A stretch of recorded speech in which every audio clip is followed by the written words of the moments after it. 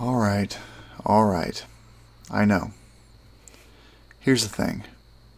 I'm a huge Apple fanboy, and I've actually already reported this card as stolen so it can live on my shelf of Apple boxes. The sound of it falling on the ground is so satisfying. It's the first Apple product with my name on it. It's beautiful. It's never going to go in my wallet. It's just going to live in the box forever. And I'm so happy. This isn't some weird wealth show off thing. It's just a fucking credit card, but I just love Apple's packaging. So just let me have this.